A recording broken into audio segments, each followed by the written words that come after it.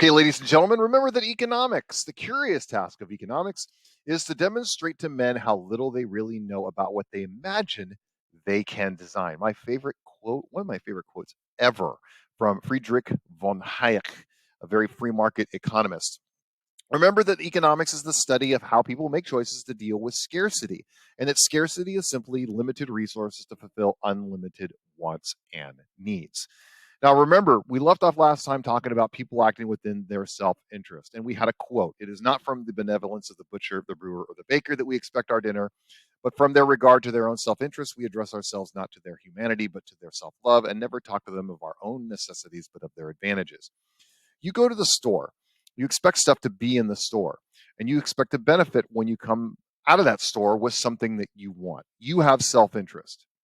If you're going to the butcher, the brewer, or the baker, you're probably hungry and you want something to eat. That is your self interest. I want to feed myself. But understand, the butcher, the brewer, and the baker also have their own self interest. They want to make money. And they have a self interest that is no less important than yours. You might think so, but in their own mind, they believe that what they want in terms of profit is actually important to them. And immediately people like think that profit is bad. Well, profit puts kids through college, puts clothes on the back of people, puts food in their mouths, gives them a place to shelter. That's what profit also does. So if you look at something like Zach Schott over here at Schott's Bakery, I'm sure he's a really nice guy. I do not know him, but he is not, making cakes and cookies and sandwiches because he loves you or that he is altruistic and just wants to care about you. He's doing it to put money into his own pocket so he can meet his own self-interest. That is not bad. That is not evil. That is you wanting a Schott sandwich. You want good bread, and I love Schott's bread. And him wanting profit. You two benefit. And if you really don't like a company and you really don't like them at all, you simply stop going to them. And if enough of people believe like you do that self-interest is worth going somewhere else, that company will not work. But the reason why Amazon makes so much money is because Amazon is a really, really good company that a lot of people like. Does it do some things that might be questionable in terms of practices? Probably. But it is also really super good at bringing goods and services to the hands of people very, very fast and very, very efficiently. So, and they do it out of profit, but a lot of people benefit because a lot of people use Amazon. So, rule number one, people act within their own self interest. And remember, self interest is an action taken by a person that creates a personal benefit. It's not greed, it's not evil, it's self interest. We have 6 AP countries and the United States that we're going to be studying. The AP6 are going to be on the AP exam. The United States is not, but we're going to be learning about it anyway. All these places have different cultures and different values and different ideas. A family in the United States is going to be smaller. It is likely to be white, but it is becoming less white over time and is going to be mixed race. Religion has something to do with the family household, but not a ton. A family in the UK is going to also be very small. It is going to be much more likely to be white. It is also going to be divided by ethnicities depending on where you live within the country. Religion is going to make way less of a difference in your life if you live in this country. Self interest meets in this country when you're dealing with family because you're going to have also a small family. They are probably going to be alive a lot less in terms of like life expectancy. There's going to be all kinds of alcoholism and drug abuse. It's very likely. And a lot of families right now will not have a male as a part of their family because pretty much everybody under 60 has either fled the country or is fighting in a war.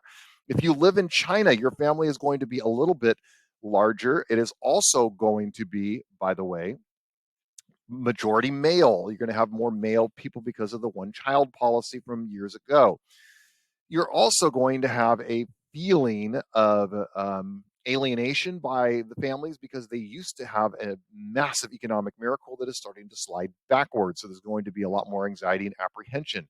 If you have a family in Iran, it will be larger. It is going to be stratified as women and men have different roles in society and also actually have to follow different customs and different norms. Also, it will be the most religious country out of the AP6 in the US because it is run by the Sharia law, by the foundations and fundamentals of Islam. And if you're in Nigeria, you're going to have probably a significantly larger family. You will likely be racially black, but ethnically, you are not going to be same. Tribalism now comes into play a lot more when you talk about Nigeria. also religion, Islam or Christianity, depending on where you live in the country. Finally, Mexico. Your family is not going to be like nuclear at all. You're going to have family gatherings that are going to include everybody you know, and family is going to be a much greater deal than a place like the United States or the United Kingdom. You're also going to have influences of Catholicism in the family, and they're going to be much more patriarchal. They're going to be much more male dominated. Everybody here has different self interests.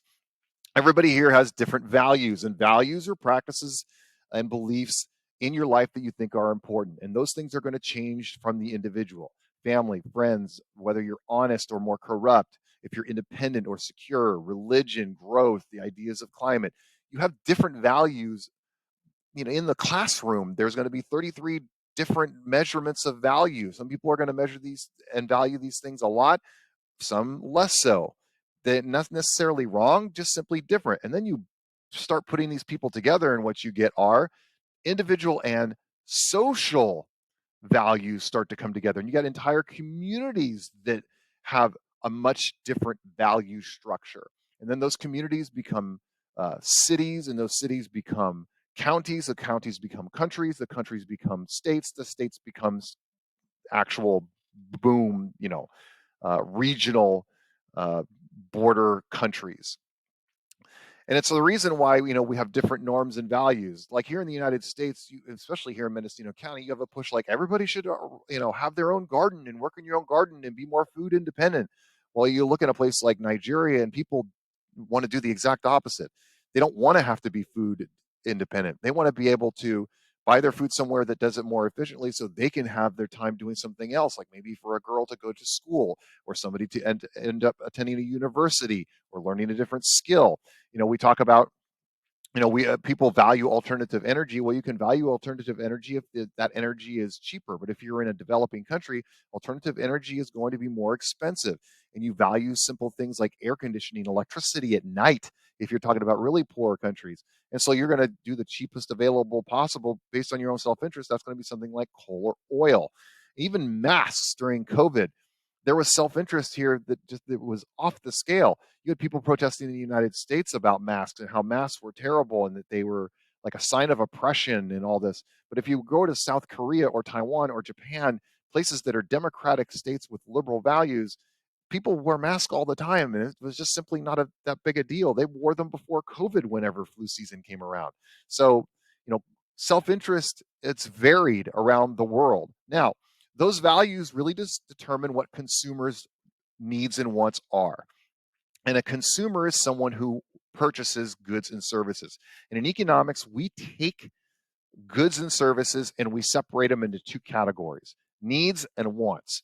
Okay. A need is something the body needs to survive. We're talking food, we're talking water, we're talking adequate clothing and shelter. And then wants are simply something that is desired: a car, a book, a refrigerator, a smartphone. Now, some people like to throw in the internet, healthcare, climate friendly goods.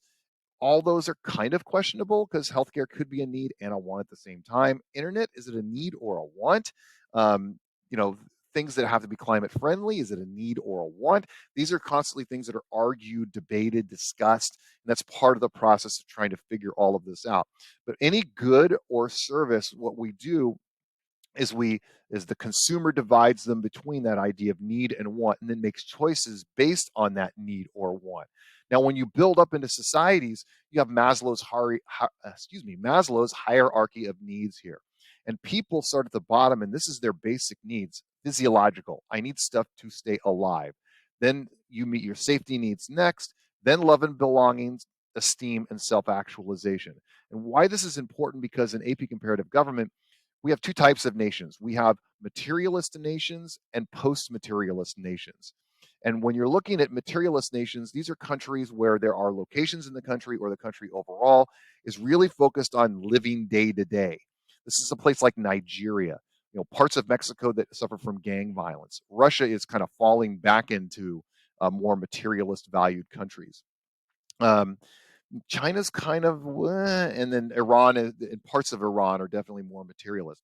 But countries aren't going to pay attention to post-materialist values, things like democracy or rights, or like the right to vote or freedom or saving the climate or saving the environment or saving the whales. People aren't going to care about these things up here if these things down here are not met. So when you're in Nigeria, you still have a whole lot of people that don't have access to clean water and a constant source of food or a place that's safe to sleep. And so they're not going to care about things like, democratization or constitutional rights and those kinds of things. They're focused on just living. And then post materialist societies are clearly places like the United Kingdom and the United States, where in the United States, your problem isn't starvation, it's obesity. And the focuses on civil rights are a really big deal. I mean, when people talk about the right to own a firearm, that's a definite post-materialist thing. When you talk about people's right to gay marriage, that's a very post-materialist thing. You're not worried about where you live or what you eat. You're thinking about things like voting and civil liberties. Now, producers come in because they use needs and wants to decide what to actually create. And a producer is someone who makes goods and services. Simple point: a good is a physical object, a car, salt, book, a pencil.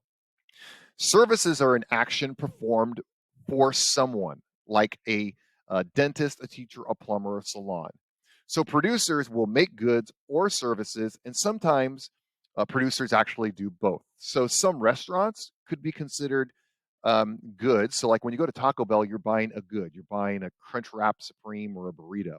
But if you're going to a high-end sushi restaurant, you're buying services, because part of it is not just the food, part of it is the experience, the ambiance. Okay. Now, so what do we have? We have needs and wants, limited resources that create scarcity. Scarcity creates